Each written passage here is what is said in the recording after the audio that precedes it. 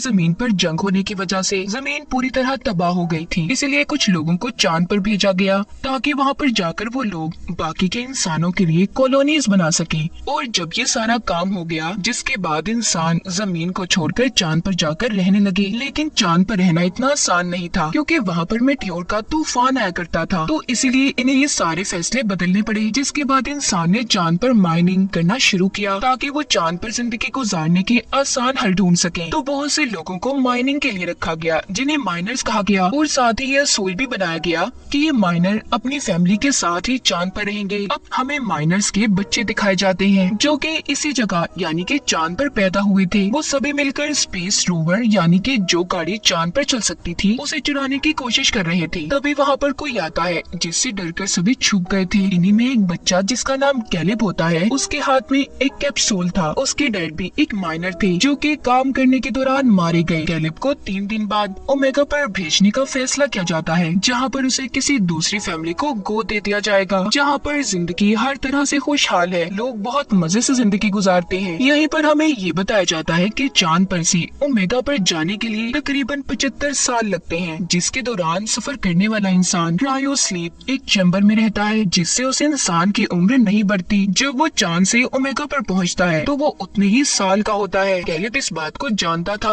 उसे ओमेगा तक जाने में 75 साल लगेंगे। लेकिन कैलिब यहाँ से नहीं जाना चाहता था। वो जानता था कि फिर वो कभी अपने दोस्तों से नहीं मिल पाएगा। उसे एक लेडी बताती है कि अगले दिन मेटियोर का तूफान शुरू होने वाला है, जिसके बाद तुम्हें ओमेगा के लिए रवाना होना होगा। कैलिब को अपने डैड की बहुत याद आ रही थी। वो याद करता है कि कैसे वो बहुत ऊंचाई पर जाकर यहाँ के बेस में अपने डैड के साथ जाकर बैठा करता था। उसे याद आता है कि उसके डैड ने उसे बताया था कि चांद के उस पार कोई खतरनाक चीज आकर टकराई, जिससे वहाँ पर एक क्रेटर, एक गड्ढा बन गया। तुम एक बार उस जगह जाकर लाजमी देखना। मगर चांद के उस पार किसी भी इंसान को जाना मना था। और जिस कैप्सूल को हमने कैलिब के हाथ में देखा, वो एक गार्ड ने उसे दिया था, जो उसे उसके डैड की राख में से मिला था। तभी जब कैलिब बेटा ये सब सोच रहा था तो उसके पास उसके 3 दोस्त आते हैं, जो उसके जाने की वजह से बहुत दुखी थे। इनमें से एक दोस्त जिसका नाम डेलन होता है, वो कैलिब के डैड की आखिरी ख्वाहिश को जानता था, जो क्रेटर के पास जाने की थी। डेलन कहता है क्यों ना तुम्हारे जाने से पहले हम उस क्रेटर को देख कर आए, इस तरह तुम्हारे डैड की आखिरी ख्वाहिश भी पूरी हो जाएगी। लेकिन ये सब कुछ इतना आसान नहीं था। इन्हें वहाँ पर जाने के लिए जिन जिन चीजों की जरूरत होती है, ये उन चीजों को इकट्ठा करते हैं। अब इन्हें यहाँ से बाहर जाने के लिए कोड की जरूरत थी। डेलन बताता है कि यहाँ पर एक लड़की है जिसका नाम एडिसन है।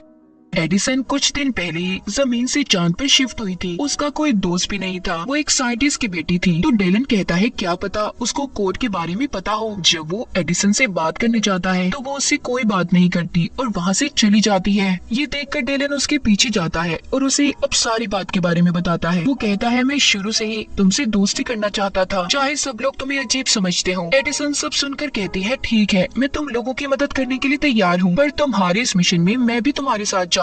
डेलन उसकी बात सुनकर उसे अपने साथ ले जाने के लिए तैयार हो जाता है। सभी बच्चे रोवर स्पेस के पास पहुंच गए हैं। वो सभी उसे चुरा रहे थे। कैलिब उसके अलार्म की तार को पहले ही खींच देता है ताकि उसका अलार्म ना बज पाए। फिर वो एडिसन का बताया हुआ कोड डालता है, जिससे कि दरवाजा खुल गया था। ये सभी अब जाने के लिए तैयार थे। रोवर को चलाने की जिम्मेदारी डेलन पर थी, क्योंकि इन सब में से वो ही ड्राइविंग जानता था। ये सब वहाँ से निकल जाते हैं। इन्होंने पहली बार चांद की सतह को देखा था। सभी बहुत खुश थे, मगर इन लोगों को मेटियोर के तूफान के आने से पहले वापिस आना था, क्योंकि जब मेटियोर की बारिश होती है तो बेस में लॉकडाउन कर दिया जाता था। सफर के दौरान सभी अपने बारे में बताने लगते हैं। कैलिब बताता है कि मेरे डैड ने मुझे बताया था कि कैसे लोगों को चांद पर भेजा गया और फिर उनसे माइनिंग करवाई गई। मगर चांद पर रहकर माइनिंग करने के काम को कोई भी इंसान लगातार नहीं कर पाता। जैसा कि अगर वो इंसान काम के दौरान मर जाए तो उसके बेटे या फिर उसकी फैमिली की किसी भी इंसान को उस काम को पूरा करना होगा। बस इसके लिए शर्त ये होती है कि उस इंसान के बेटे की उम्र 18 साल होनी चाहिए। अगर वो इससे कम उम्र का होगा तो ऐसे ही उसे किसी दूसरी फैमिली को गोद दे दिया जाएगा, जो ओमेगा प्लेनेट पर रहते होंगे। जिन्होंने चांद पर भेजा था वो तो हंसी खुशी अपनी जिंदगी ओमेगा पर जाकर गुजारने लगे। एडिसन कहती है तो क्या हुआ, एक माइनिंग करने का ही तो काम दिया गया था जो सिर्फ 20 साल तक करना है। एडिसन एक साइंटिस्ट की बेटी थी, तो उसे असल बात के बारे में नहीं पता था। यहाँ पर डेलन उसे सारी बात समझाता है कि अगर माइनिंग करता हुआ इंसान मर जाए तो उसके बेटे को बाकी के साल पूरे करने होते हैं।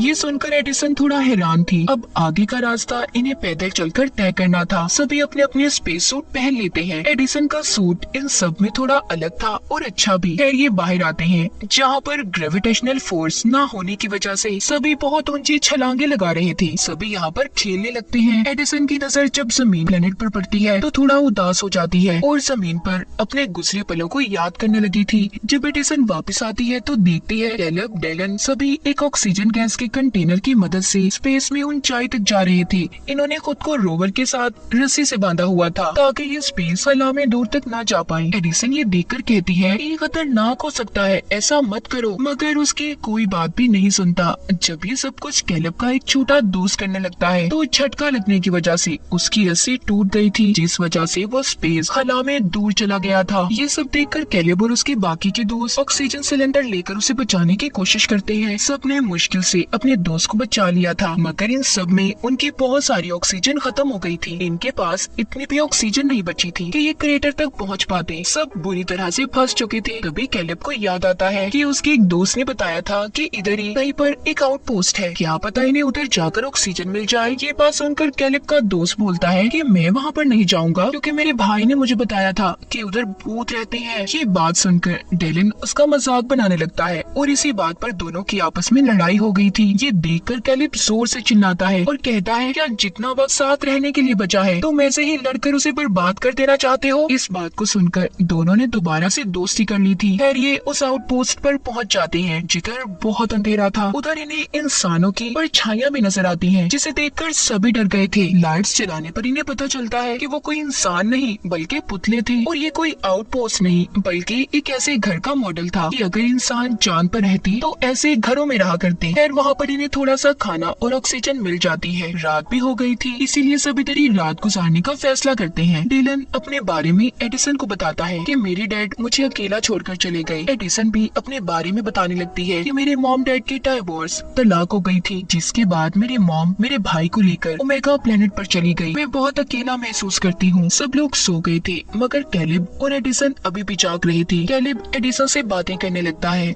वो कहता है कि मेरे डैड की मौत के बाद मुझे मेरे दोस्त डेलन ने सहारा दिया, वही मेरा सब कुछ है। मैं ओमेगा पर चला जाऊंगा, डेलन बिल्कुल अकेला रह जाएगा, तो इसलिए मेरे जाने के बाद हमेशा उसके साथ रहना। मुझसे वादा करो एडिसन। उसने भी कैलेब से वादा कर लिया था। जब सुबह होती है तो ये लोग दोबारा से अपना सफर शुरू करते हैं, मगर अब इनकी रोवर की बैटरी खत्म हो गई थी।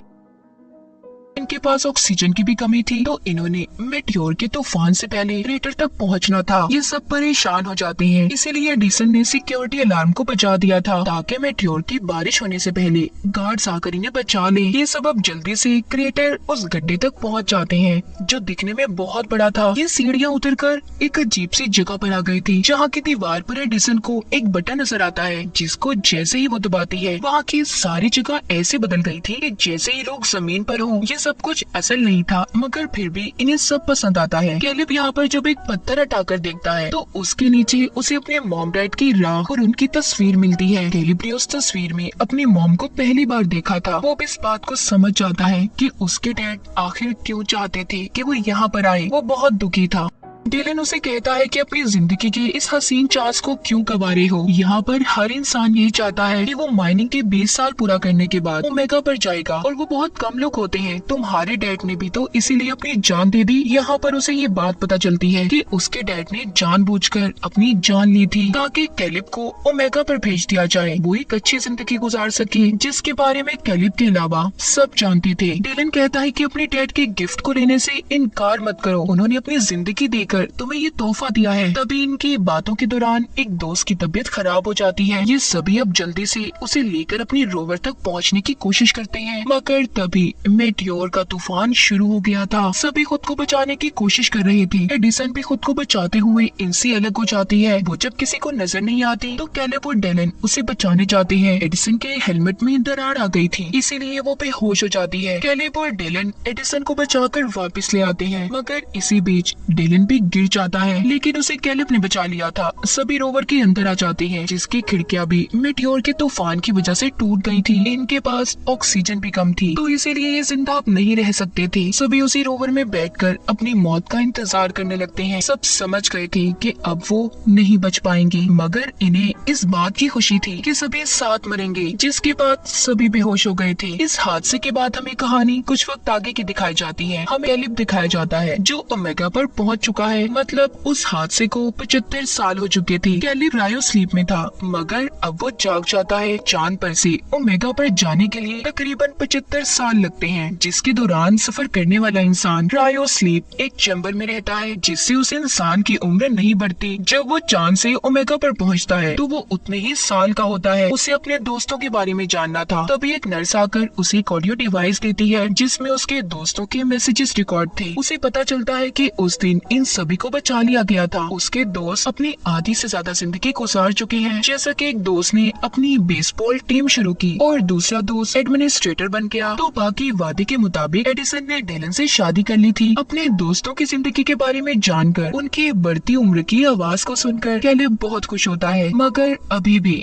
उसे इस बात का दुख था कि वो अपने दोस्तों के साथ अपनी जिंदगी नहीं गुजार सका। ओमेगा प्लेनेट पर एक फैमिली ने कैलिब को गोद ले लिया था। वो इस माहौल में घुल मिल जाता है। वो यहाँ पर एडिसन के भाई को भी ढूंढता है, जिसके बारे में एडिसन ने बताया था कि वो उसकी मॉम के साथ ओमेगा पर रहता है। कैलिब एडिसन के भाई को उसकी बहन के अच्छे कामों के बारे में बताता है, जिसने चांद पर माइनिंग जैसे असूलों के खिलाफ काम करके उन्हें खत्म करवा दिया था। और इसी के साथ इस फिल्म की कहानी भी यहीं पर खत्म हो जाती है।